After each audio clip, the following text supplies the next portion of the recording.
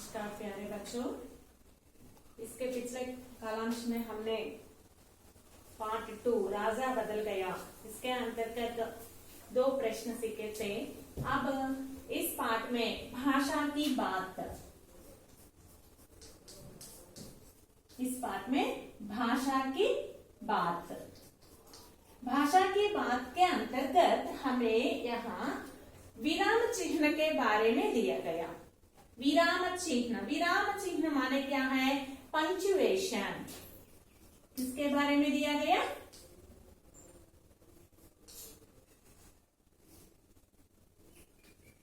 विराम चिन्ह के बारे में दिया गया। विराम चिन्ह माने पंक्चुएशन।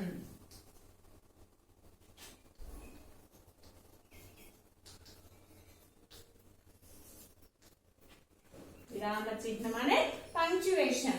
हम बातचीत करते समय या किसी बात को दूसरों को बताते समय या निबंध, कविता, कहानी आदि लिखते समय अपने भावों को स्पष्ट करने के लिए या सांस लेने, बातचीत करते समय कुछ देर बाद सांस लेने के लिए और अपने भाव को समझाने के लिए, दूसरों को समझाने के लिए हम कुछ देर रुकना पड़ता है। समझ गया? మనం ఏదైనా ఒక మాటని ఒకటి చెప్పేటప్పుడు, ఏదైనా కాన్వర్సేషన్ చేసేటప్పుడు కానీ ఇతరులతో మాట్లాడేటప్పుడు కొంచెం సేపు మనం ఊపిరి పీల్చుకోవడానికి ఆపాల్సి వస్తుంది. అలాగే మనం చెప్పాల్సిన భావాన్ని ఇతరులకి అర్థమయ్యేలా ఉండడం కోసం కూడా మనం కొంచెం ఆపాల్సి వస్తుంది. कंटिन्यूस చెప్పుకుంటూ వేయాలనుకోండి, ఫుల్ స్టాప్ అలా ఏమి లేకుండా. समझ सकते हैं क्या? नहीं, आप नहीं समझ सकते हैं। उसके वह सुनने के लिए भी अच्छा नहीं होता है। ठीक है? सो हम अब बातचीत करते समय सांस लेने के लिए और किसी एक विषय को बल देने के लिए, ఏదైనా ఒక విషయాన్ని మనం పర్టికులర్ గా ఇది అని స్ట్రెస్ చేసి చెప్పాలన్నప్పుడు, అలాగే अपने भाव को दूसरों को समझाने के लिए हम कुछ देर रुकना पड़ता है। उस रुकने को हम हिंदी की व्याकरण भाषा में क्या कहते हैं? विराम कहते हैं। ऐसे रुकने को क्या कहते हैं? विराम कहते हैं। हिंदी व्याकरण में, व्याकरण की भाषा में ऐसे रुकने को విరామ్ कहते हैं। మనం మాట్లాడేటప్పుడు కానీ లేదా ఏదైనా ఒకటి విషయం, స్టోరీ కానీ ఎస్సే కానీ రాసేటప్పుడు కానీ మనం కొంత ఇతరులకి బాగా అర్థం, మనం చెప్పదలుచుకున్నది కరెక్ట్ గా అర్థం అయ్యేలా చెప్పాలి అంటే మధ్యలో కొంచెం గ్యాప్ ఇస్తూ ఉండాలి, ఆగాలి. సో అలా ఆగటాన్నే మనం ఏమని పిలుస్తామంటే విరామ్ అంటాం. ऐसे विराम को कुछ चिन्हों के द्वारा हम स्पष्ट करते हैं। మనం విరామం అంటే ఎక్కడ పడితే అక్కడ ఏ విరామం అంటే ఆ విరామం పెట్టాం కదా. సో వాటికంటూ కొన్ని సింబల్స్ ఉన్నాయి. ఇక్కడ ఈ సింబల్ పెడితే ఇలా ఉంటది, ఇక్కడ ఈ సింబల్ పెడితే ఇలా. कुछ संकेतों के द्वारा, चिन्हों के द्वारा हम स्पष्ट करते हैं। ऐसे संकेतों को क्या कहते हैं? विराम चिन्ह कहते हैं। ऐसे संकेतों को हम क्या कहते हैं? विराम चिन्ह कहते हैं, पंक्चुएशंस। ओके, अब आज हम इस विराम चिन्ह के बारे में जानेंगे।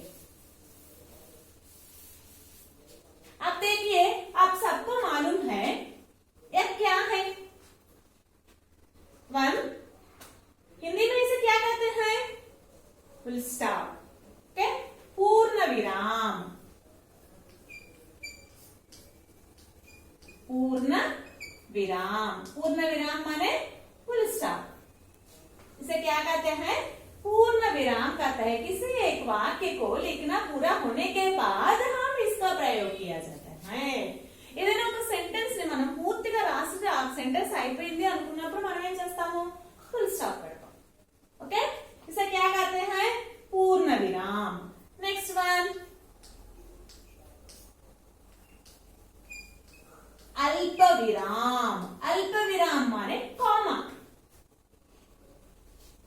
అల్ప విరామం అంటే కొంచెం సేపు స్టాప్ చేస్తాం సెంటెన్స్ కి మధ్యలో. అది అలాగే హాయా నహి కూడా చెప్పేటప్పుడు కూడా మనం పక్కన హా పక్కన కానీ నహి పక్కన కానీ కామా అనేది పెడతాం. అల్ప విరామ్. నెక్స్ట్ వన్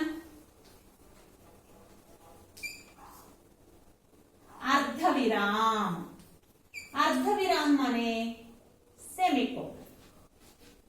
ओके, नेक्स्ट प्रश्न सूचक। प्रश्न सूचक माने क्वेश्चन मार्क, इंटरैक्टिव। नेक्स्ट विस्मय सूचक।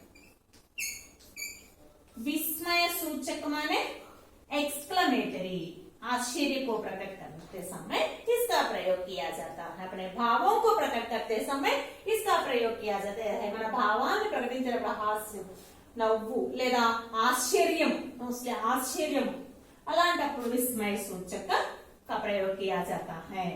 नेक्स्ट अवतरण। अवतरण माने कोटेशंस। अवतरण माने कोटेशंस।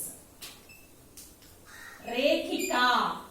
रेखिका माने डैश। नेक्स्ट योजक। योजक का अर्थ क्या है? Hyphen, small hyphen. योजक का अर्थ हाइफन, రెండు సేమ్ అనేది కొంచెం పెద్దదమ్మ, డాష్। రేఖిక माने డాష్, योजक हाइफन।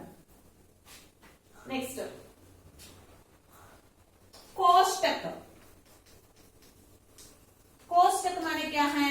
ब्रैकेट्स, कोष्टक। ओके, ये सब विराम चिन्ह है। पूर्ण विराम फुल स्टॉप, अल्प विराम कॉमा, अर्ध विराम सेमीकोलन, प्रश्न सूचक क्वेश्चन मार्क, विस्मय सूचक एक्सक्लेमेटरी, अवतरण या उद्धरण कोटेशंस, रेखिका डैश, योजक हाइफन, कोष्टक ब्रैकेट। ఇవి విరామ చిహ్నాలు ఉంటాయి వీటిని। సో మనకి ఇక్కడ కొన్ని విరామ చిహ్నాలు ఇచ్చారు చూడండి। इस पाठ में इतनी बड़ी सेना को देखकर वह सोचने लगा कि जरूर कोई बात रही होगी।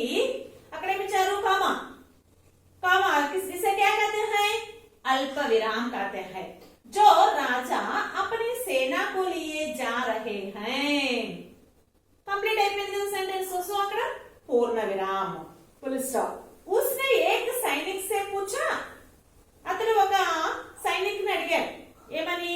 దాని కంటిన్యూషన్ పక్కన ఉంది కదా, సో అక్కడ ఏముంది? హైఫన్। ఏం అడిగాడో పక్కన ఉంది। सैनिक से पूछा, रेखिका भाई आपके राजा इतनी बड़ी सेना लिए कहां जा रहे हैं? మీ రాజుగారు ఇంత పెద్ద సైన్యం తీసుకొని ఎక్కడికి వెళ్తూ ఉన్నారు? క్వశ్చన్, క్వశ్చన్ ప్రశ్నవాచక, ప్రశ్న సూచక క్వశ్చన్ మార్క్। నెక్స్ట్ ఇది అతను ఏమేమి అడిగాడో మొత్తం దేనిలో పెట్టారు? कोटेशंस। इसकी सही से क्या कहते हैं? अवतरण कहते हैं। Comma, full stop, dash, quotations, exclamatory, next question mark. ये सब क्या है? पंक्चुएशंस। कामा इसे क्या कहते हैं? अल्प विराम कहते हैं। फुल स्टॉप इसे क्या कहते हैं? पूर्ण विराम कहते हैं। नेक्स्ट रेखिका डैश, इसे क्या कहते हैं? रेखिका कहते हैं। या हाइफन, हाइफन को क्या कहते हैं? योजक कहते हैं। कोटेशंस इसे क्या कहते हैं? अवतरण कहते हैं। नेक्स्ट एक्सक्लेमेटरी इसे विस्मय सूचक कहते हैं। क्वेश्चन मार्क इसे प्रश्न सूचक कहते हैं। ये सब क्या है? विराम चिन्ह है।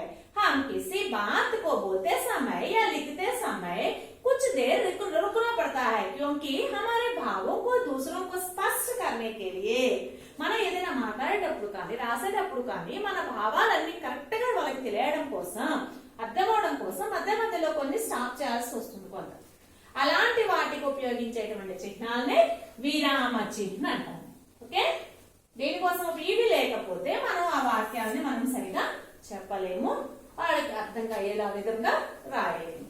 సో మనం మాట్లాడేటప్పుడు కానీ లేదా రాసేటప్పుడు కానీ ఇలాంటివి పంక్చువేషన్స్ ని నేను ఉపయోగించడం చాలా అవసరం। ఇవి లేకుండా డైరెక్ట్ గా రాసేస్తాం అనుకోండి, అది కరెక్ట్ మీనింగ్ రాదు। ఓకే, అండర్స్టూడ్ మా? ఓకే, ఈ లెసన్ భాషకి బాత్ ఇది। ఆల్రెడీ 2 క్వశ్చన్స్ నేర్చుకుని ఉన్నారు కదా బిఫోర్। ఈ వీడియోలో remaining 3 questions, 3 or 4 questions I will tell. Write down.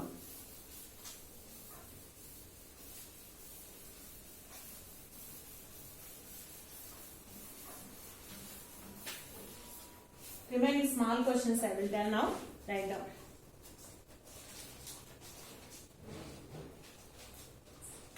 पिछले कालांश में 2 प्रश्न सीखे थे, क्या है? साधु ने सिक्का गरीब को देने के लिए क्यों कहा? अगर हमें किसी की कोई चीज मिलती है तो हम क्या करेंगे? ये 2 प्रश्न हमने सीखे और अब बाकी प्रश्न अब मैं लिखती हूँ, आप नोट कीजिए माँ। तीसरा प्रश्न, राजेश ने सोने के सिक्के का क्या किया?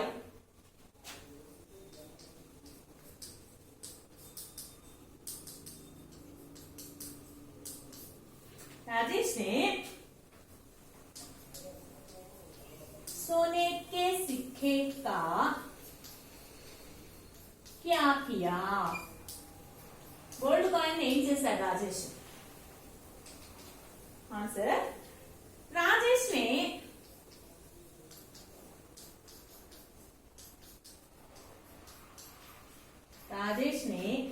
सोने के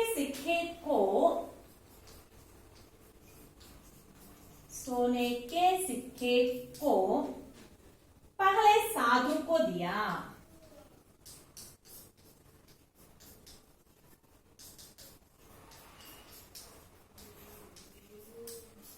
पहले साधु को दिया। साधु ने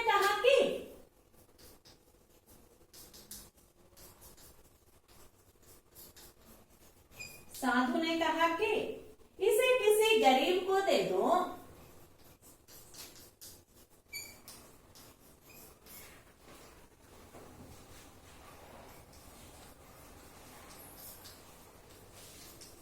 साधु ने क्या कहा? इसे किसी गरीब को दे दो ताकि वह अपना पेट भर सके। ताकि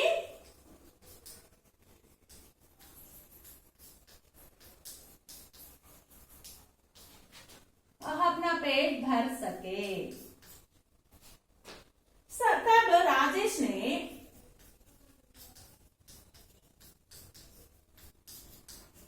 तब राजेश ने दूसरी बार उसे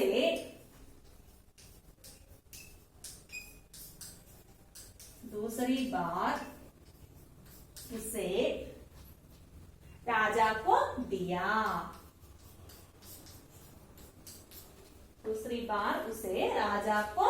दिया। राजा ने सोने के सिक्के की तो क्या किया? गोल्ड कॉइन राजेश ने सोने के सिक्के को पहले साधु को दिया। किसको दिया? पहले साधु का एक सेंट साधु को दिया। साधु की चट। साधु ने क्या कहा? इसे किसी गरीब को दे दो ताकि वह अपना पेट भर सके। इन ఎవరైనా ఊరు మీదకి ఇస్తే అతను దాని వల్ల తన పొట్ట నింపుకోగలడు, ఆకలి తీర్చుకోగలడు అని చెప్పారు। तब राजेश ने दूसरी बार उसे राजा को दिया। सेकंड टाइम राजेश ఎవరికి ఇచ్చారు దాన్ని? राजा को दिया।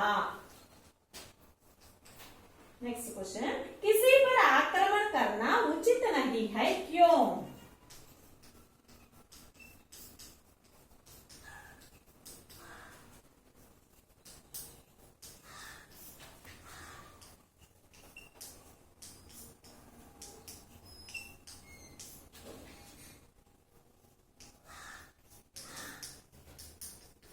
किसी पर आक्रमण करना उचित नहीं है, क्यों? किसी पर आक्रमण करना उचित नहीं है।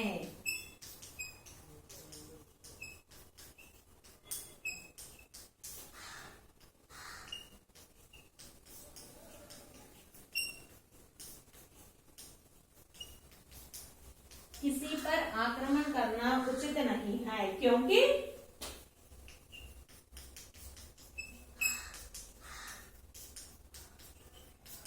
हर एक को कुछ अधिकार हैं।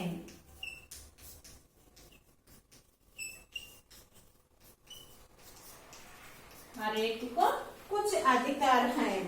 इसके अनुसार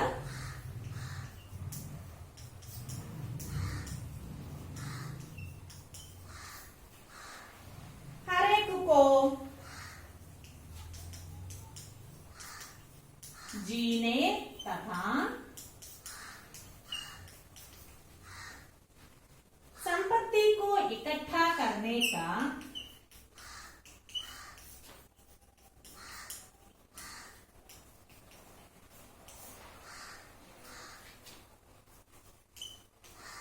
जीने तथा संपत्ति को इकट्ठा करने का अधिकार है।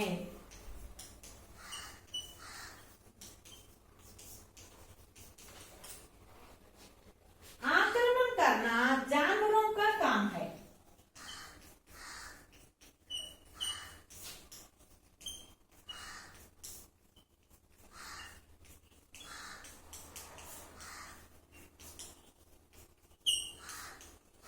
आक्रमण करना जानवरों का काम है, इसीलिए आक्रमण करना अन्याय है।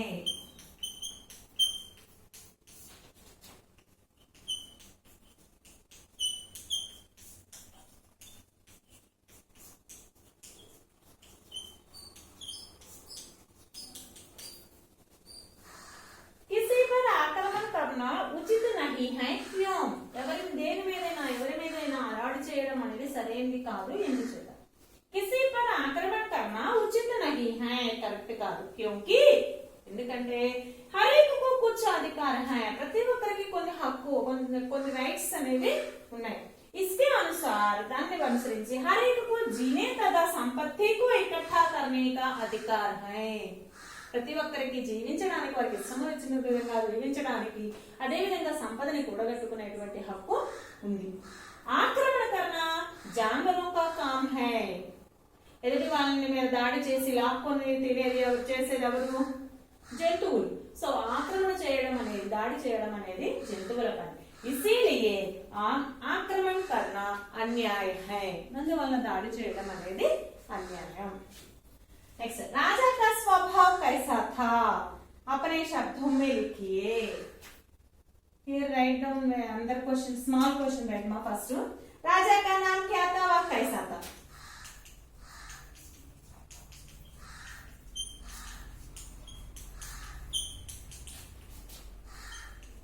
राजा का नाम क्या था, वह कैसा था? राजा का नाम क्या था? राजा का नाम शूरसिंह था। राजा का नाम क्या था?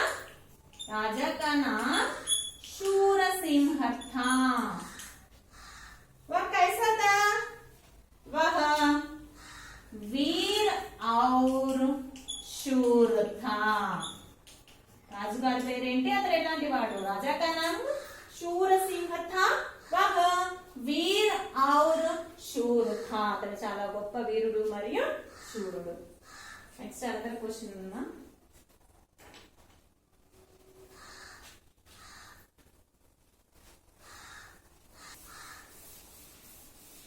ఒకవేళ ఇందులో ఏదైనా మీకు కనిపించకుండా ఏదైనా ప్రాబ్లం గా ఉంటే ఒకసారి నాకు కాల్ చేసి చెప్పండి మా।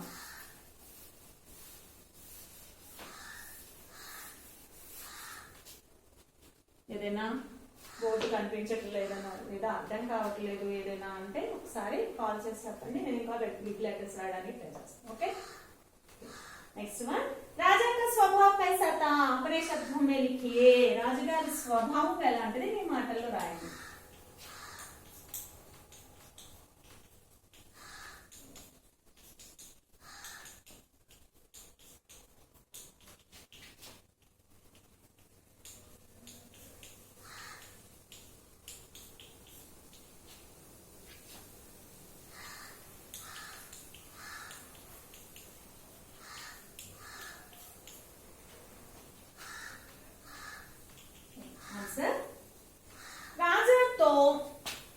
రాజుగారు అయితే దయాలు, ईमानदार,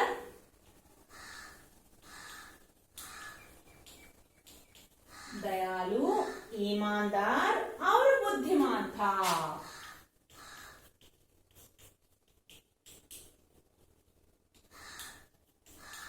రాజుగారు అయితే దయ కలిగిన వాడు, ఈమాన్దార్ నిజాయితీపరుడు మరియు బుద్ధిమంతుడు। अपनी जनता की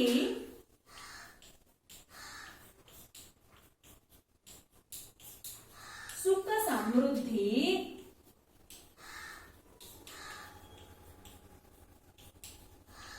अपनी जनता की सुख समृद्धि और हित ही अपनी जनता की सुख समृद्धि और हित ही चाहने वाला था।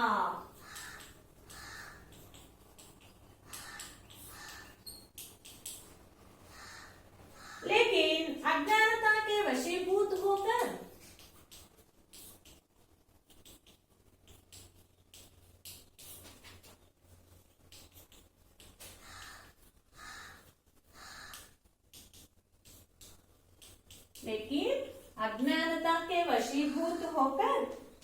दूसरे देश पर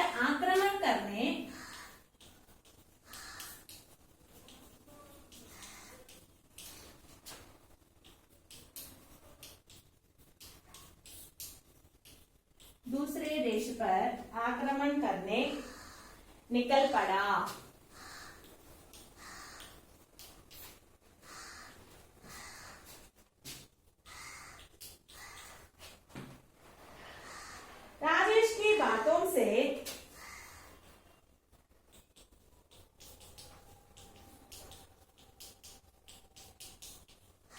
राजेश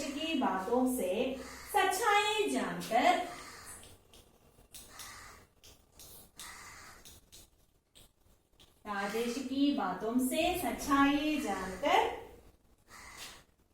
अपने को बदल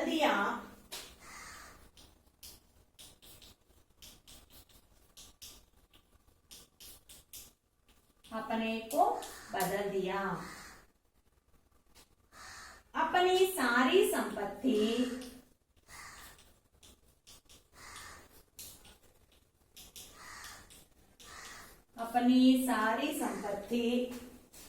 जनता की सेवा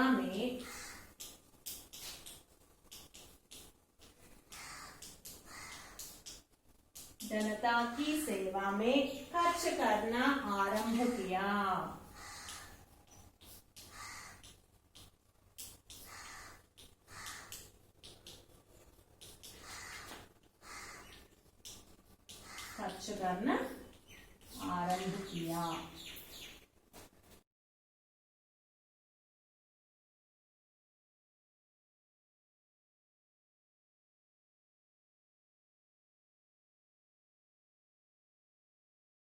వృద్ధి और रोहित ही चाहने वाला था। తన ప్రజల యొక్క సుఖాలని అలాగే వారి యొక్క మేలుని కోరుకునేవాడు। लेकिन अज्ञानता के वशीभूत होकर दूसरे देश पर आक्रमण करने निकल पड़ा। కానీ అజ్ఞానం చేత రెండో దేశం మీద వేరే దేశం మీద ఆక్రమణ చేయడానికి బయలుదేరారు। రాజేష్ की बातों से सच्चाई जानकर రాజేష్ మాటల ద్వారా నిజాన్ని తెలుసుకుని अपने को बदल दिया तन्ने तानु మార్చుకుంటారు। अपनी सारी संपत्ति जनता की सेवा में खर्च करना ఆరంభ किया। అప్పటి నుంచి కూడా తన సంపద అంతా ప్రజల యొక్క సేవకే ఖర్చు చేయడం స్టార్ట్ చేశారు। ఏమా ఈ 4 క్వశ్చన్స్ ఈ రోజు వీడియో వాచ్ చేసిన తర్వాత ఈ 4 క్వశ్చన్స్ చదువుకొని చూడకుండా రాసుకోండి। ఓకే, ధన్యవాదాలు।